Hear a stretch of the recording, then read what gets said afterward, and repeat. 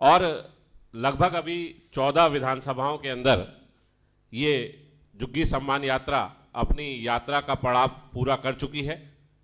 इस यात्रा के बारे में, इस यात्रा से संबंधित अनुभव के बारे में, वहाँ के रुझान, वहाँ की जन समस्याएं और अन्य विषयों को लेकर आज इस प्रेस वार्ता को संबोधित करने के लिए हमारे यशस्वी प्रदेश अध्यक्ष आदेश गुप्ता जी हमारे साथ में हैं।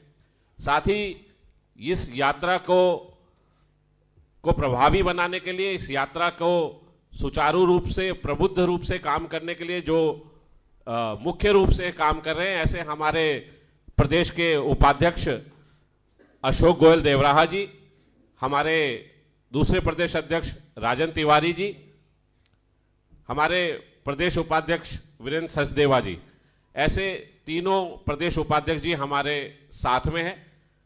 इससे पहले कि हम प्रेस वार्ता को सुचारू शुरू करें, मैं अनुरोध करूंगा कि इसके लिए हमने एक गीत भी अभी बनाया है, उस गीत को पहले हम देखें और उसके बाद अध्यक्ष जी आप लोगों को संबोधित करेंगे।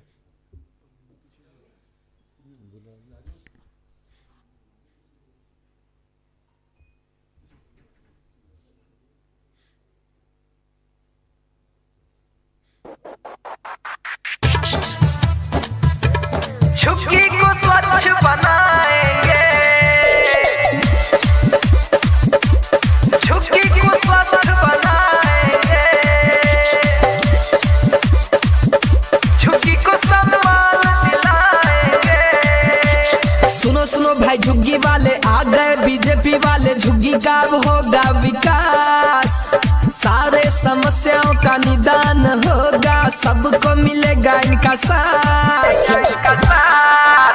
मोदी जी के देख रेख में बहनों को मुफ्त गैस कनेक्शन, रेहड़ी पटरी वालों को रोजगार के लिए 10,000 जन कल्याणकारी योजना का लाभ मिलेगा, झुग्गी के जनता के साथ कि सबका, हाँ सबका साथ निभाएंगे, सबको सम्मान दिलाएंगे, सबका साथ निभाएंगे कि घर घर खुशियाँ लाएंगे, सबको सम्मान दिलाएंगे, झुग्गी को स्वच्छ बनाएंगे, घर घर खुशियाँ लाएंगे। मोदी जी के सोच पे काम करेंगे, टैलेंटेड बच्चों को अवार्ड दिलाएंगे, मोदी जी के देख रेख में काम करेंगे, झुग्गी के जनता को सम्मान दिलाएंगे कि वैक्सीन मुफ्त में लगवाएंगे, झुग्गी वालों को स्वस्थ बनाएंगे, सबका साथ निभाएंगे, दिल्ली में खुशियाँ लाएंगे। झुग्गी यात्रा निकालेंगे, यात्रा को सफल बनाएंगे, सबको सम्मान दिलाएंगे। आदेश गुप्ता जी मन में ये ठाने हैं, झुग्गी के जनता को सम्मान दिलाना है। आदेश गुप्ता जी मन में ये ठाने हैं, सभी बहनों के भविष्य को सुरक्षित बनाएंगे कि घर घर खुशियाँ लाएंगे, सबको सम्मान दिलाएंगे, झुग्गी में खुशियाँ लाएंगे, सबको सम्मान दिलाएंगे।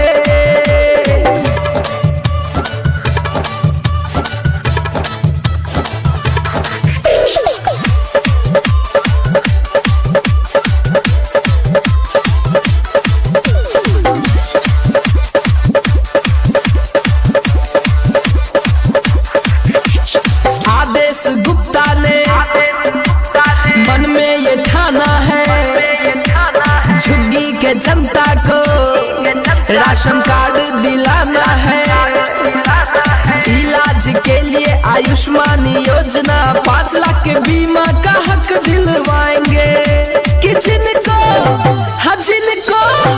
जिनको मकान नहीं है उनको मकान का हक दिलवाएंगे, साफ पानी पिलाएंगे, झुग्गी को स्वच्छ बनाएंगे।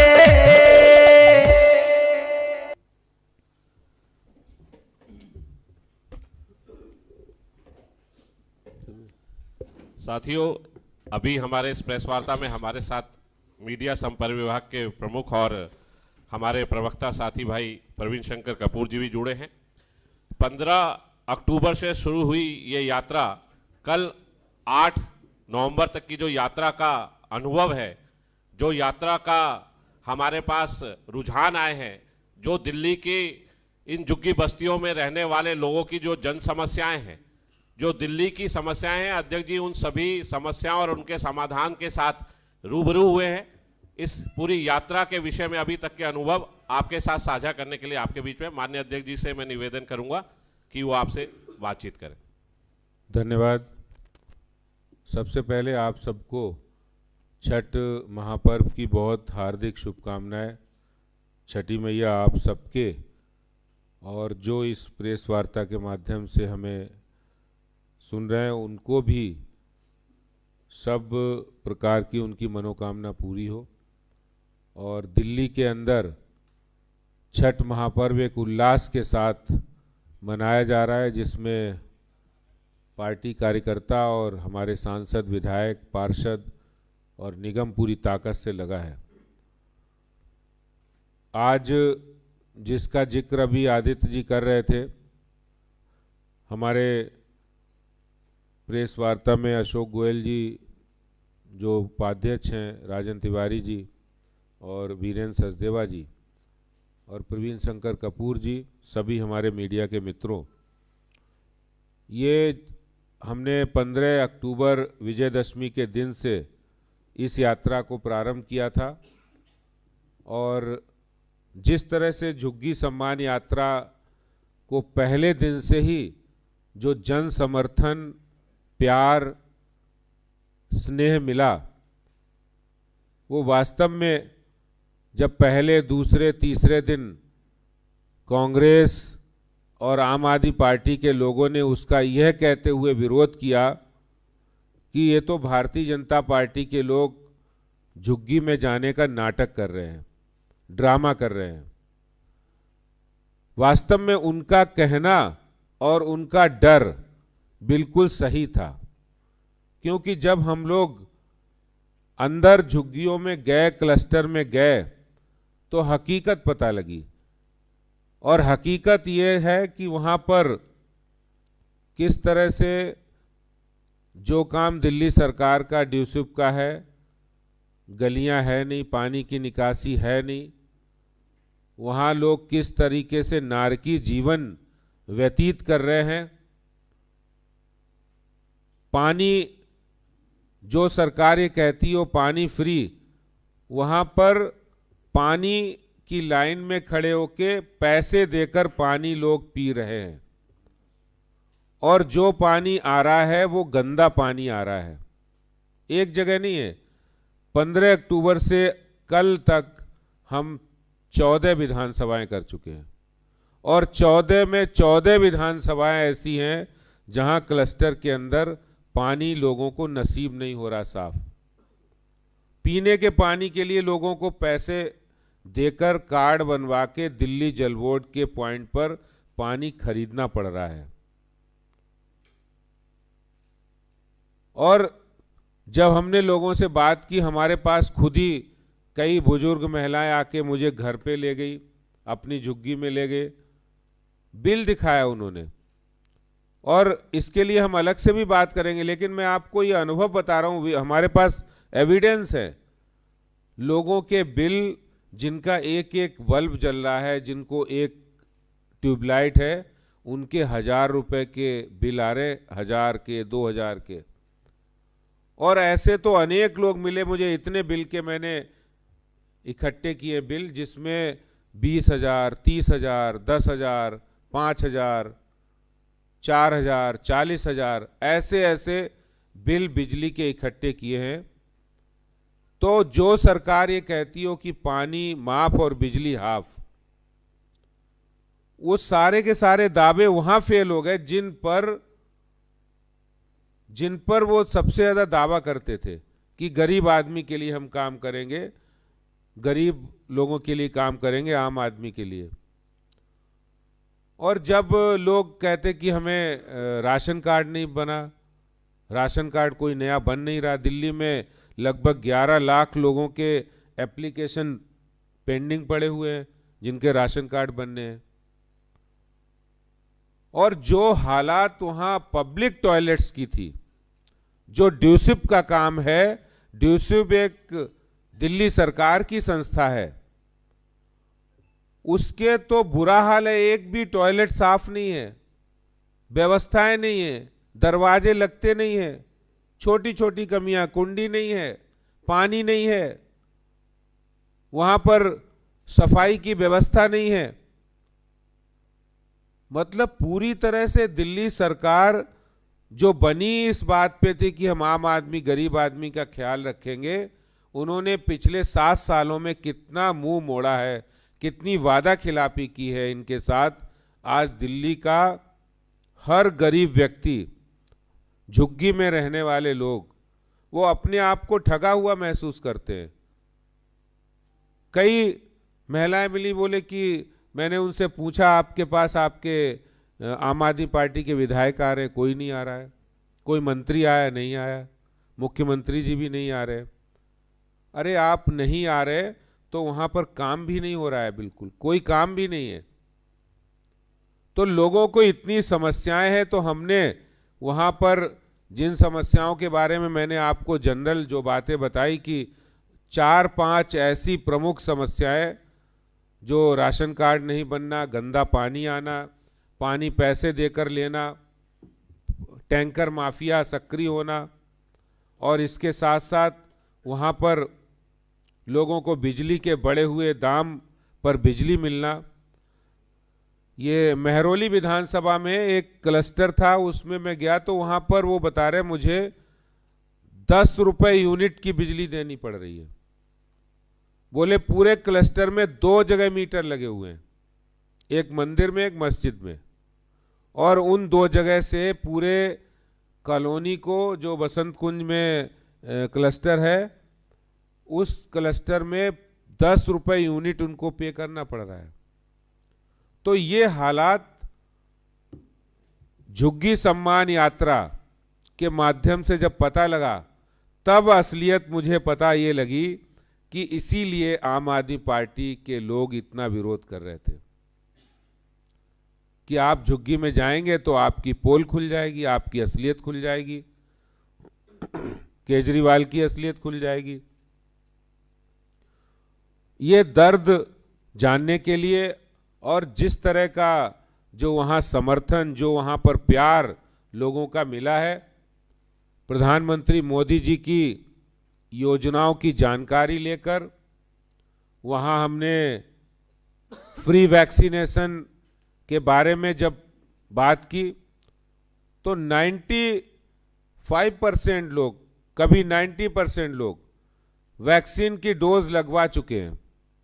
यानी प्रधानमंत्री जी का जो वैक्सीनेशन 100 करोड़ प्लस वैक्सीनेशन, उससे काफ़ी खुश नजर आए लोग। और इसके साथ साथ एक बात, जो कुछ लोगों को जो गरीब कल्याण अन्न योजना प्रधानमंत्री जी के द्वारा दी गई, उसमें कुछ लोग जरूर ऐसे परेशान दिखे जिनके राशन कार्ड नहीं होने से उनको वो मुफ्त राशन नहीं मिल पाया।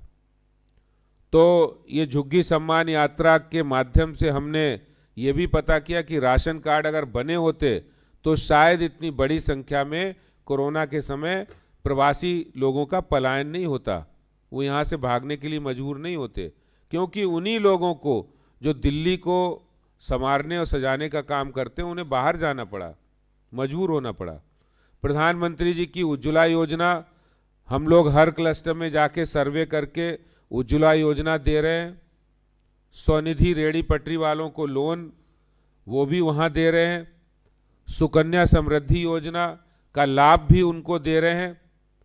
और इसके साथ साथ जो इस पूरे झुग्गी सम्मान यात्रा का जो केंद्र बिंदु है कि झुग्गी कहना शायद ऐसा लगे कि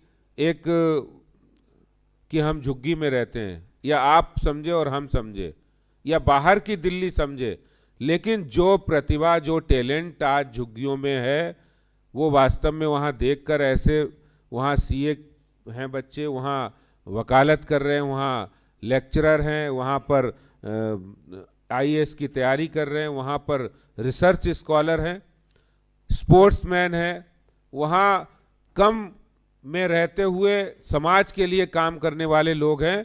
ऐसे लोगों को मंच पर सम्मानित करके भारतीय जनता पार्टी अपने आप को गौरवान्वित महसूस कर रही है कि हमने दिल्ली के वास्तव में एस्पिरेशनल यानी आकांक्षी लोग जो दिल्ली के असली नायक हैं, हीरो हैं, उनको भारतीय जनता पार्टी ने उनके काम को, उनके मेहनत को, उनकी ईमानदारी को, उनके परिश्रम को रिकॉग्नाइज किया है।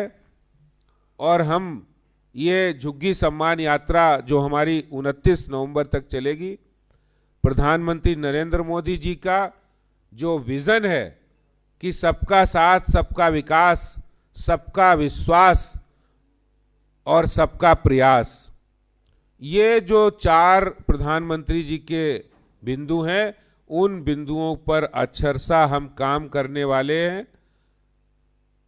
दिल्ली का हर गरीब, हर झुग्गीवासी, हर आकांक्षी जो दिल्ली को अपने मेहनत से, अपने टैलेंट से दिल्ली को आगे बढ़ाने, देश को आगे बढ़ाने के लिए आकांक्षी है, उनके साथ भारतीय जनता पार्टी खड़ी है। उनकी न्याय की, उनके सम्मान की, उनके स्वाभिमान की और उनके अधिकार की लड़ाई लड़ने की ये झुग्गी सम्मान यात्रा जो प्रारंभ हुई है वो दिल्ली के हर क्षेत्र में जाएगी। हर एस्पिरेशनल व्यक्ति जो दिल्ली के अंदर कुछ करना चाहता है, मैंने ये पाया है कि दिल्ली वास्तव में, कहते हैं कि दिल्ली देश का दिल है और दिल्ली देश की राजधानी है।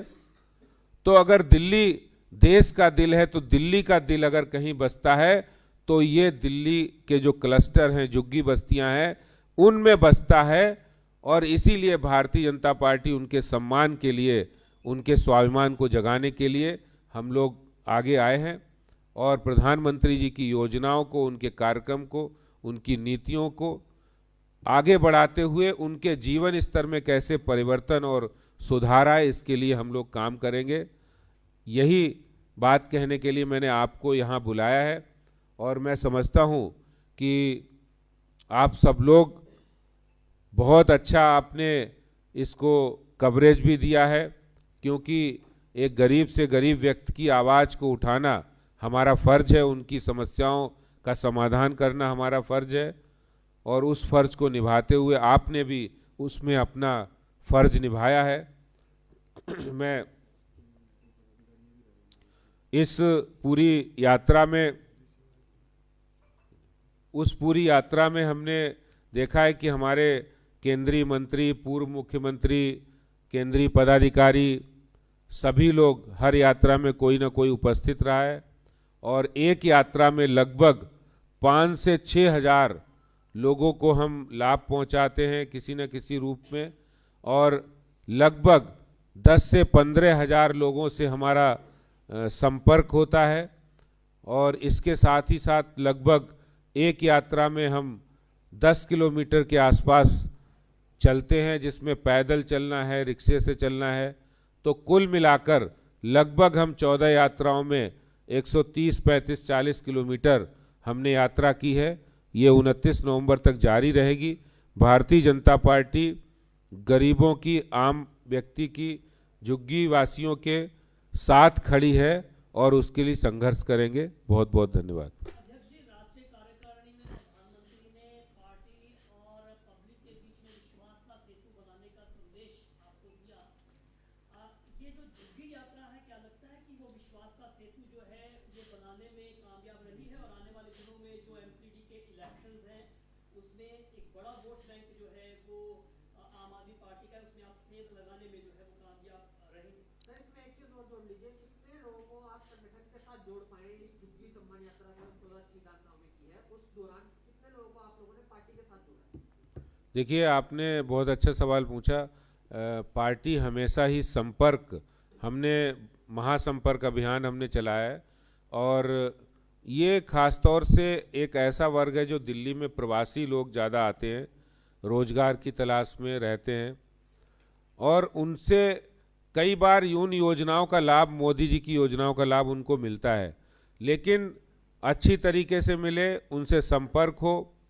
निश्चित रूप से इससे संगठन को भी फ़ायदा तो हो गई, लेकिन हमारा जो मुख्य उद्देश्य है कि जो इंक्लूसिव अप्रोच है, कि इंक्लूसिव ऑफ ऑल, यानी समावेशी, सामाजिक समावेश, आर्थिक समावेश हो, जो मोदी जी के कामों का मुख्य उद्देश्य है।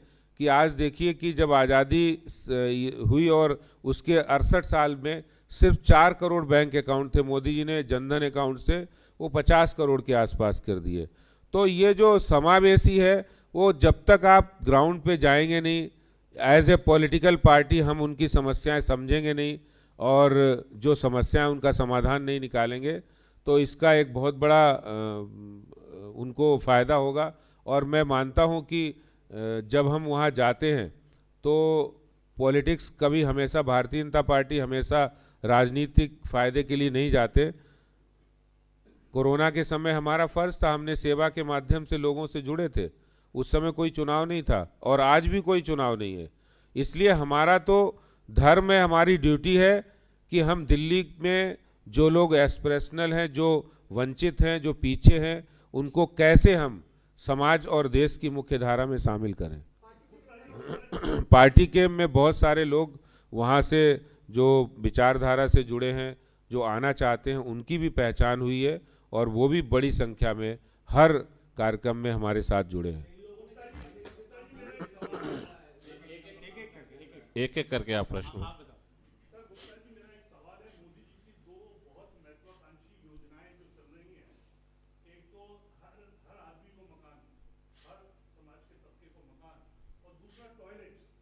कई बार देखा गया कि दिल्ली झोंपड़ियों में कोई टॉयलेट्स नहीं बने, ना उनको मकान कैसे दिए जाएंगे, क्या दिया जाएगा, कोई सर्वे नहीं हुआ है कि झुग्गी वालों को भी मकान मिलेंगे या बेचारे जिंदगी भर झुग्गियों में ही पड़े रहेंगे। उनकी दशा तो सुधर सकती है, सफाई हो जाएगी, पानी मिल जाएगा, लेकिन क्या मकान उनको नहीं मिलेंगे कैसे? देखिए, मैं आपको बताऊं, आपको पता है प्रधानमंत्री आवास योजना जब प्रधानमंत्री ने लॉन्च की, हर राज्य में, आज पूरे देश में वो आवास योजना का लाभ मिल रहा है। शायद आपको पता होगा, हमारे यहाँ जो उत्तर प्रदेश से और बिहार से और झारखंड से या जो अन्य प्रदेशों से, उनको डायरेक्ट वो भेजते हैं और उनको एक पैसा डायरेक्ट सरकार की ओर से आता है। लेकिन दिल्ली में एक दिक्कत आ गई कि पिछले 3 वर्षों तक, ये 2020 का विधानसभा चुनाव था, इस चुनाव से पहले तक केजरीवाल सरकार ने आवास योजना को रोक के रखा। जब केंद्र सरकार ने, यूडी मिनिस्ट्री ने उनको ये कहा कि नहीं, हम इसको यहाँ पर लागू करेंगे, तब केंद्र सरकार की जो ज़मीनों पर क्लस्टर हैं, वो लगभग 375 है, उन सभी क्लस्टर पे ये योजना हुई कि उसको केंद्र सरकार इम्प्लीमेंट करेगी, और बाकी जो क्लस्टर हैं उसको दिल्ली सरकार करेगी। लेकिन इसमें भी दिल्ली सरकार की तरफ से जो परमिशंस आनी थी वो अभी तक नहीं आई, क्योंकि ड्यूसिब उसमें इन्वॉल्व रहता है। अभी तक 18,000 नए फ्लैट्स बनके तैयार हैं कालका जी में और मॉडल टाउन में, और भी पूरी जानकारी ले लेंगे। 18,000 फ्लैट बनके तैयार हैं। 40 ऐसे स्थान चिन्हित करके, उनको सर्वे करके वो सेकेंड प्रोसेस में आ गए हैं कि जहां पर केंद्र सरकार की ओर से जहां झुग्गी वहीं मकान के कार्यक्रम काम चालू है। इसमें देरी का अगर कोई कारण है तो वो दिल्ली सरकार है जिसने पहले सहयोग नहीं किया, और हमारे प्रधानमंत्री जब पूरे देश में दे रहे हैं तो दिल्ली में देने में कोई दिक्कत नहीं है। दिल्ली में केंद्र, राज्य सरकार अगर अड़चन डाल रही है, राज्य सरकार अगर उस योजना पे कहती कि ये तो मुख्यमंत्री के नाम पे होनी चाहिए, या फिर जहां झुग्गी वही मकान हम करेंगे, तो ये एक बड़ा ये बहुत एक तरह से गरीबों के साथ, झुग्गीवासियों के साथ विश्वासघात है। और मैं आपकी बात सही कहता हूँ कि जो क्लस्टर में लोग रहते हैं, झुग्गियों में रहते हैं, उनको सही जीवन स्तर रहने का अधिकार है। उनको वहाँ पर साफ पानी मिले, सीवर की व्यवस्था हो, वहाँ पार्क हो, कम्युनिटी सेंटर हो, ये कम्युनिटी सुविधाएं हो, तभी दिल्ली देश की राजधानी जैसी दिखेगी। झुग्गी सम्मान यात्रा भी ले लेते फिर उसके बाद।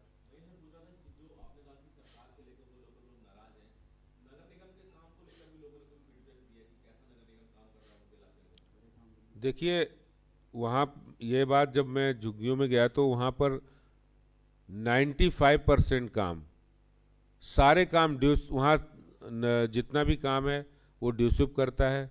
पानी की सप्लाई दिल्ली जल बोर्ड करता है, विद्युत इसका बिजली विभाग का काम है, राशन कार्ड काम है, समाज कल्याण, तो लगभग सारे काम उनके हैं और उनका ही फेल्योर है। टोटल वहाँ पे दिल्ली सरकार नगण्य है, दिल्ली सरकार फेल है। और जब जब हम गए हैं तो वहाँ पर हजारों टन कूड़ा वहाँ से उठवाया है। ठीक है, और कोई थैंक प्रश्न? यू। वो बात और कोई झुग्गी सम्मान यात्रा पे? देखिए, नहीं, छठ पूजा का मैं बता देता हूँ। आप देखिए, आज लगभग दिल्ली में 24 ऐसी जगह जहाँ पर सीवर का पानी यमुना जी में जाता है, खुलेआम जा रहा है। कोई एसटीपी प्लांट नहीं लगा है। जो एसटीपी प्लांट लगे हैं वो कितने % ट्रीट कर रहे हैं? 5%, 10%, यानी 90% सीवरेज का पानी आप यमुना जी में दे रहे हैं। दिल्ली सरकार की कोई जिम्मेदारी नहीं है। इन्होंने 800 करोड़ रुपया केंद्र सरकार ने पहले इनको दिया, बोले कि आप एसटीपी प्लांट लगाइए, लेकिन दिल्ली सरकार की नीयत ही नहीं है काम करने की। हम कितनी बार कह चुके हैं कि यमुना जी, इनको बहानेबाजी चाहिए, इनको बहाना चाहिए कि हम नहीं काम कर पाएंगे, मोदी जी ने नहीं किया, हमने काम नहीं किया, हमारी नाकामी है, उसको छुपाने के लिए कह दिया हरियाणा और यूपी से पानी आ रहा है। अरे हरियाणा यूपी को दोष देते रहो, आप अपनी तो जिम्मेदारी निभाइए। तो ये नाकारेपन की हद है। जो झुग्गियों में दिख रहा है वो पूरी दिल्ली के अंदर है, और पॉल्यूशन में भी यही है। नहीं, हमारे सांसद जी गए हैं वहाँ, पार्टी के और भी लोग गए हैं। धन्यवाद। आप सभी अब हमारे साथ भोजन पर आमंत्रित हैं, आपका स्वागत है।